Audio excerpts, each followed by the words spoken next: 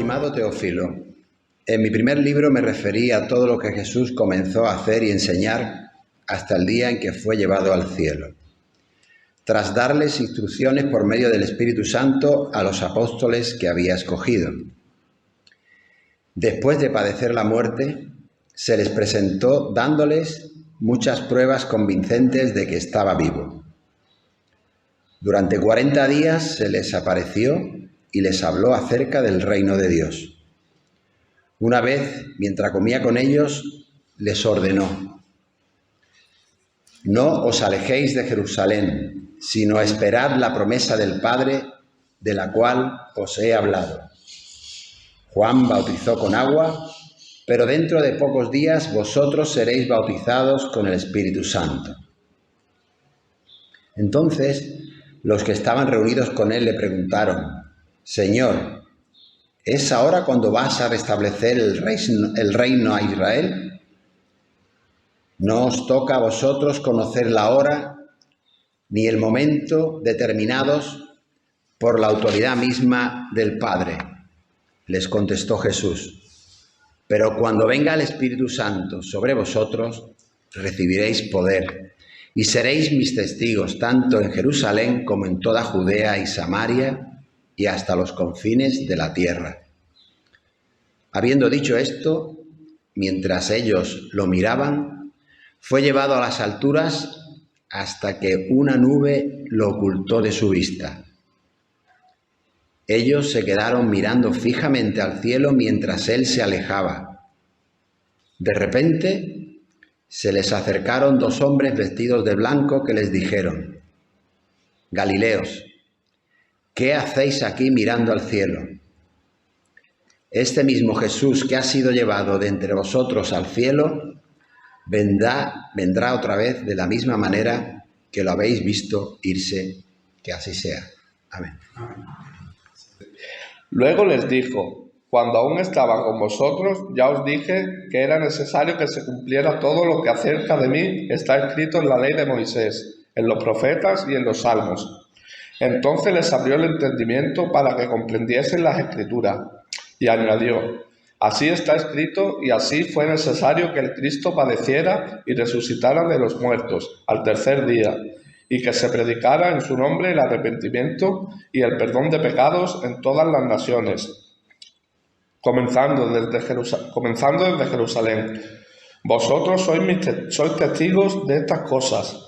Sabed que yo os enviaré la promesa de mi Padre, pero quedaos en Jerusalén hasta que seáis investidos del poder que viene desde lo alto.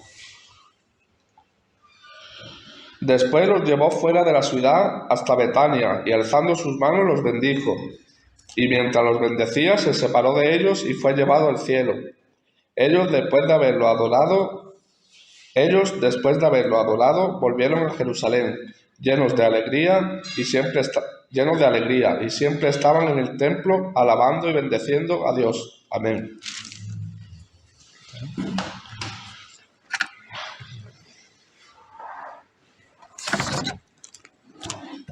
Bueno, hemos leído esos dos textos porque estamos en este par de pasajes lucanos donde Jesús se despide de sus discípulos porque de nuestra realidad, ¿no?, de nuestro mundo, de nuestra esfera de la realidad, muchas veces no se sabe qué palabras utilizar, ¿no?, o nuestro espacio de existencia, ¿no?, va a marcharse para estar plenamente en ese otro espacio distinto, totalmente otro, en la realidad de Dios, que comúnmente llamamos el cielo, ¿no?, sentado a la diestra del Padre. Y eso de sentado, que tantas veces se dice, por ejemplo, en el libro de Hebreos, significa o es una forma de decir que la tarea, que la misión principal, en este caso la que tenía hacia nosotros como salvación, ha sido ya terminada. Eso es lo que quiere decir sentado. Significa que ya no se tiene que hacer porque ya está hecho. Es una expresión. Pero tampoco está Cristo sin hacer nada. En Hebreos 8.1 dice que está allí sentado a la diestra del trono de Dios, que por cierto, hablar de trono de Dios, ¿no?, también es un antropomorfismo. Dios es espíritu, dice Juan 4.24, ¿no? De hecho, si pensamos en una figura antropomórfica para imaginarnos al Padre, eso sería lo que tradicionalmente se ha dicho que es una idolatría, ¿no? Muchas veces la gente lo piensa así. Bueno, pues dice que está allí a la diestra del trono de Dios, intercediendo por nosotros como los sumos sacerdotes hacían en el templo por el pueblo. Y luego los textos joánicos lo tratan de explicar de otra manera, ¿no? Con descripciones más del amor y todo esto.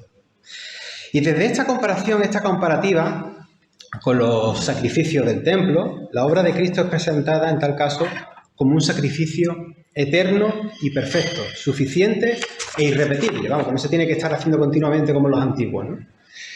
Y aquella idea de que Jesús es, como decía Juan el Bautista, el Cordero de Dios que quita el pecado del mundo, entendida como aquellos corderos que se llevaban para la expiación, pues era un silogismo completamente comprensible para los judíos, ¿no? Para entender bien qué implica la obra de Cristo.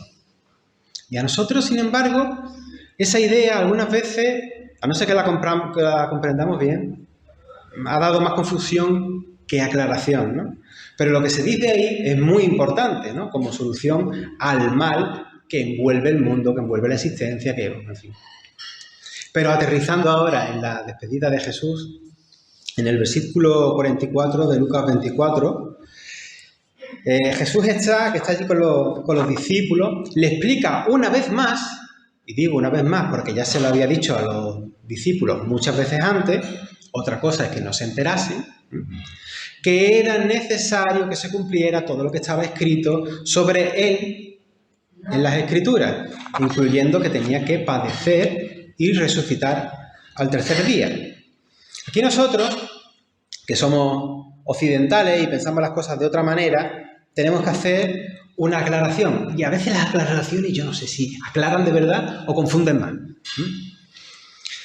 Cuando hablamos de que se tenía que cumplir las Escrituras, lo decimos en un sentido derásico, en un tipo de midrash, un sentido judío de decir las cosas, es decir, con una visión de conjunto donde entendemos que las Escrituras, me refiero al Antiguo Testamento en este caso, conducen a este punto, conducen a Jesús, ¿no? Y es precisamente echando la vista atrás en las Escrituras que los acontecimientos del ministerio de Cristo, con su muerte y su resurrección, pueden ser bien entendidos. Porque todo el Antiguo Testamento es el telón de fondo, donde hay una serie de expectativas y promesas que son cumplidas por Jesucristo y en Jesucristo. Y es entonces que esta vez, a diferencia de las veces anteriores, que los discípulos no entendían nada, es esta vez, que dice el versículo 45, que les abrió la mente para que comprendiesen las Escrituras. Y esa comprensión que antes no tenían, y ahora sí, ¿no? De que el Antiguo Testamento señala o apunta hacia Jesucristo, esa comprensión, como estamos viendo aquí, es algo que Él da, es un don de Dios. Es ahora cuando el resucitado les da esta capacidad para entender esto, ¿no? Para que por fin entendiesen que era necesario que Cristo padeciese y resucitase de los muertos. Claro, esto nosotros ya a posteriori pues vemos que tiene resonancia con Isaías 53, ¿no? 1.12, que es cuando vemos todo ese padecimiento del siervo, o Oseas 6.2, donde se habla de esa resurrección. Pero además el texto de Oseas es muy curioso, porque lo que se menciona ahí no es la resurrección de Cristo, es la resurrección de todos, después de esa muerte. Porque Dios nos ha dado vida juntamente con Cristo, ¿no? También Colosenses 2.12 señala que en la fe ya estamos resucitados con Cristo. Aunque nuestra resurrección como tal no se ha efectuado, pero podemos decir algo así como si, dicho coloquialmente, es como, mira, todavía estás en este cuerpo, pero date por resucitado. Ten esa garantía, ¿no? De lo que te espera, ¿no? Con todo esto, el pasaje que estamos viendo pretende enseñar que por fin, eso, ¿no? Los discípulos comprenden con ese telón de fondo del Antiguo Testamento que la obra de Jesucristo habla y responde a esas esperanzas que tenía al pueblo de redención, que estaban en ese sentir del pueblo y que no llegaba, en Cristo llega, ¿no? O esa esperanza del reino de Dios, en Cristo llega. Y además, dentro de ese cumplimiento, dice Jesús, y lo vemos en el versículo 47, estamos en Lucas, también que en el nombre de Cristo se proclame la conversión, el arrepentimiento y el perdón de los pecados a todas las naciones, comenzando desde Jerusalén. Hay un malentendido que persiste, o yo al menos lo percibo así, ¿vale? En nuestra cultura entendemos la palabra arrepentimiento en un sentido, yo la verdad es que esta semana no me he puesto a mirarlo, pero creo de otras veces que el sentido que nosotros entendemos por la palabra arrepentirse es el que había o el que se popularizó en la Edad Media. Y pensamos que el arrepentimiento bíblico es una especie de sensación de tristeza moral, ¿no? Compungido, o nos trasladamos muchas veces al Salmo, creo el 51, ¿no? Pensamos en el corazón contrito y humillado, ¿no? Del salmista y tal, ¿no? El ¡ay, qué malo soy, qué pecado!, ¿no? Y sentir ese peso de vergüenza y ese mal. Y algo de eso hay, en un principio, obvio. Pero, por ejemplo, el puritanismo hizo mucho hincapié en esto de tal, ¿no? En este sentido de arrepentimiento, ¿no? Y si no lo tienes, no has nacido de nuevo. Pero el sentido bíblico, realmente, el sentido neotestamentario de la palabra arrepentirse, es otro y además es muy sencillo. No es fustigarse. Y yo a veces pienso que los antiguos traductores, y no tan antiguos, depende de la versión que cojas, pero traductores, no escritores originales, sino los traductores a nuestras lenguas actuales. Yo creo que han metido muchas veces la pata, cuando han traducido la palabra metanoia por arrepentimiento, porque nos hace pensar en cosas que no es. Metanoia, lo hemos dicho muchas veces. ¿Qué significa? Conversión, transformación, un cambio, un volverse a Dios. Eso es. Además, la palabra metamorfosis y metanoia es la misma raíz, ¿no? La metamorfosis de la mariposa no se chuchurre. La mariposa despliega sus alas y vuela, ¿no? ¿Entendéis la idea, no? Sí, yo quisiera que tuviéramos claro esto, ¿no? Arrepentirse de los pecados, como digo, no es fustigarse ni machacarse con el ¡ay, qué malo soy! Mira, por supuesto que el Espíritu habla a nuestra conciencia y nos dice mal, ¿no? Cuando mete la pata, ¿no? Mira, por ahí no es. Y es normal que tú sientas, pues, esa cosa, ¿no? Pero el sentido bíblico de lo que se quiere decir, de lo que se quiere explicar en los textos, que no es uno, son varios, es dar un giro, ¿no? Y tratar de vivir conforme a la voluntad de Dios y no como tú estabas viviendo antes. Esa es la idea. Tú estabas viviendo antes yendo para allá, pues ahora tienes que ir para allá. Tú antes vivías conforme tu ego y lo que tal. Vuélvete a Dios y vuélvete al prójimo. Va un poco la cosa en ese cambio, ¿no? de vida. Eso es lo decisivo. Bueno, en fin, algunas Biblias, la Biblia de Jerusalén, por ejemplo, el versículo 47 lo traduce así, ¿no? Que se predique el arrepentimiento, la conversión para perdón de los pecados, no dice el arrepentimiento, ya depende de las versiones que tengamos. Ojalá estuviese explicándome bien, ya me diréis luego si me estoy explicando bien o no.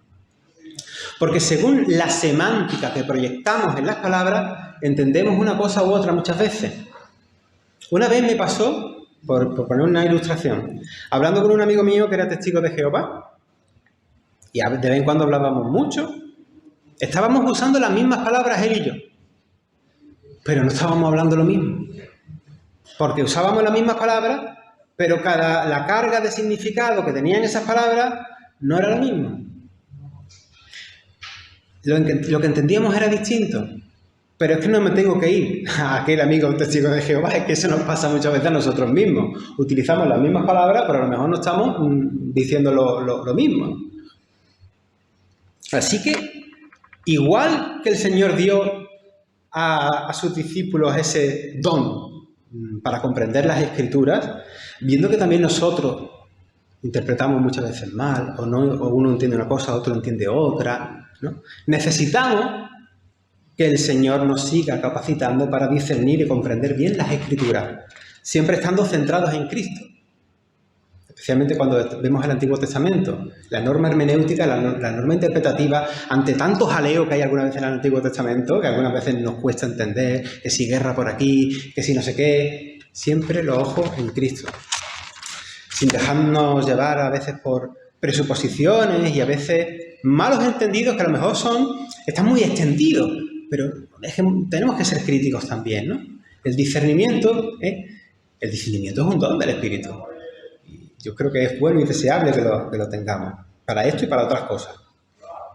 Bueno, pues la predicación para la conversión, para el perdón de los pecados, para la reconciliación con Dios, ese mensaje es algo para toda la humanidad.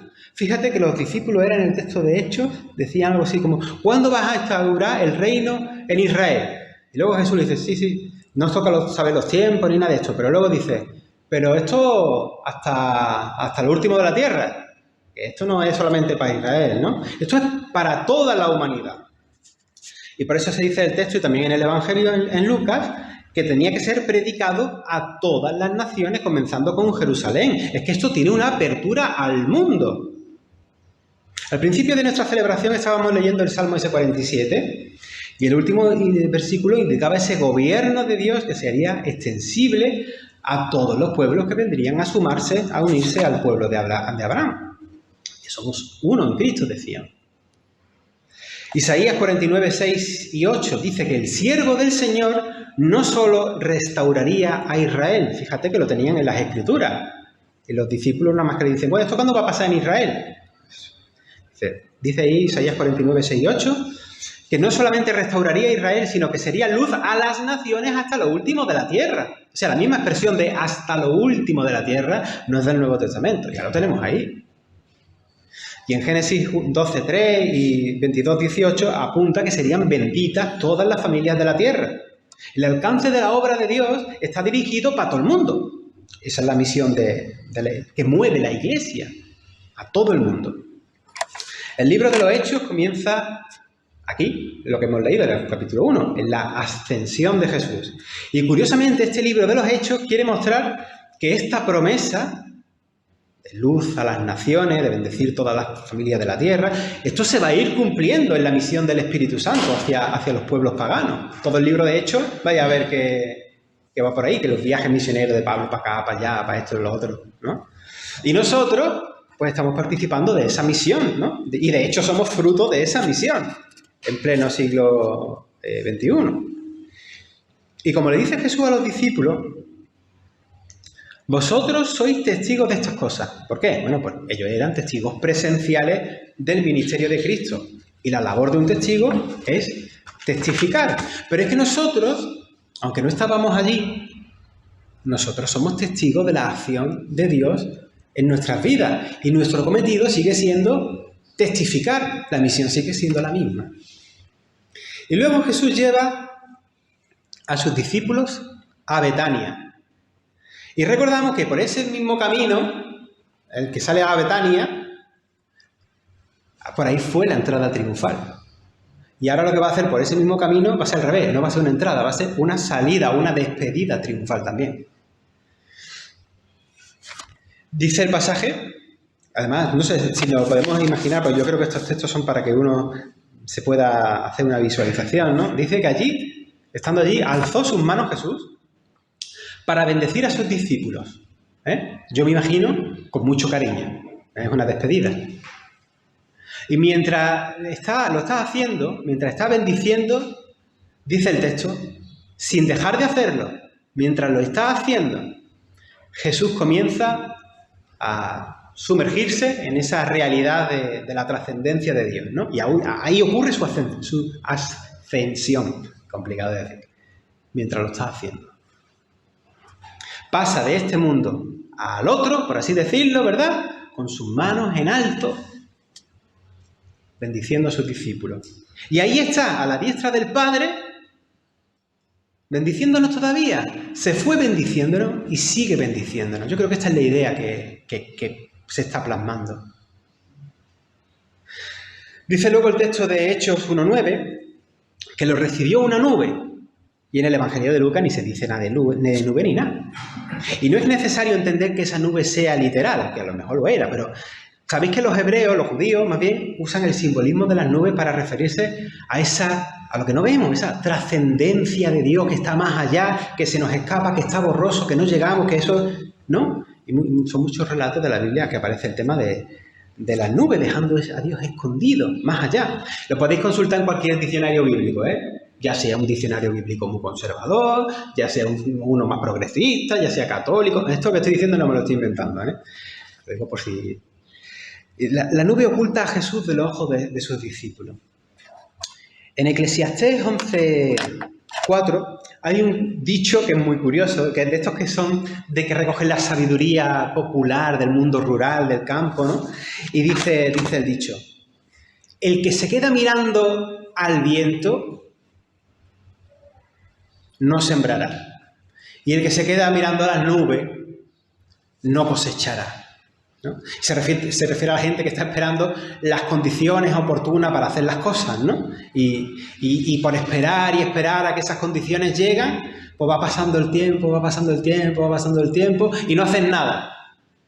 De eso sé yo un poquillo, De eso sé yo un poco, porque ahora que voy a cumplir 42 años me he dado cuenta de que quiero hacer cosas que no hice con 20, que las tenía programadas para hacerlo con 20. Pero lo de mirar las nubes, mirar al cielo, también aquí en este texto de la ascensión, este mirar a las nubes es algo que no debe ocuparnos más del tiempo debido. Y esto significa más cosas, no solamente en aquel momento. Y por eso, mientras los discípulos están mirando a las nubes, aparecen dos personajes interesantes vestidos de blanco que dice: Galileos, lo que leíamos al principio del culto. Galileos, ¿por qué os quedáis mirando el cielo? ¿Qué hacéis mirando las nubes? Este Jesús que ha sido levantado al cielo volverá tal y como le habéis visto marchar. Jesús, según el relato de Hechos, antes de ascender, es que me he quedado con lo de... Antes de ascender, les ha dicho a los discípulos que van a recibir una dinamis, un poder especial, una capacitación que viene del Espíritu Santo. Y ese poder, la palabra poder algunas veces también en nuestra cultura, esto no es para convertirse en un superhéroe estilo Marvel tan popular ni nada de esto. Esto tiene una función. Y en este caso, esta capacitación del Espíritu, el que venga el Espíritu de Dios a nosotros, tiene un cometido. Hace muchas cosas también, pero tiene un cometido principal. Y es poder ser testigos de Jesús hasta lo último de la tierra. Y luego en el libro de los Hechos vamos a ver cómo este poder, cómo este espíritu se desarrolla en la misión. Y vuelvo a decir, misión de la que somos parte. Y digo, también sabemos y podemos dar testimonio de que el Espíritu Santo hace más cosas en nuestra vida. Pero la capacitación esta tiene un fin. Ese fin es la misión. Y porque la vida cristiana no es, como digo, quedarse mirando arriba. Lo contemplativo puede tener su lugar. El que sea un poquito más místico, más no sé qué, puede tener su lugar. El que es más teológico y le gusta, tiene su lugar. Pero la acción se desarrolla en el camino. El Espíritu Santo no nos capacita para quedarnos mirando al cielo. Hay una misión y esa misión es la de ser testigo. La semana pasada Manuel hablaba también de cómo ese venga a nosotros tu reino tiene implicaciones en que yo me ponga en marcha, viviendo ese reino con actos de justicia, de paz, de gozo, ¿no? Haciendo que la voluntad de Dios se cumpla en la tierra como en el cielo. Los cristianos somos esa avanzadilla del reinado de Dios. Somos puente de ese gobierno de Dios, o de la realidad de Dios, y esta realidad rota en la que vivimos. Entre una cosa y otra, nosotros somos puente. Y esa canción, que la vamos a cantar ahora después, esa canción que dice baja a Dios de las nubes, que a veces suena un poco como herético, y yo a Dios lo voy a bajar de las nubes, esto es lo que es, ¿no? Es un poco, dicho así suena así, un poco herético, pero no es más El sentido no es más que permitir al Espíritu Santo actuar en tu vida. No te quedes mirando las nubes. Y sobre todo, de verdad, no enseñes que la vida cristiana es eso, quedarse mirando las nubes. Porque no es así. Por tanto, estos segundos que tenemos de reflexión, pues vamos a tomarlo para reflexionar un poquito en eso, ¿vale? Soli Deo Gloria.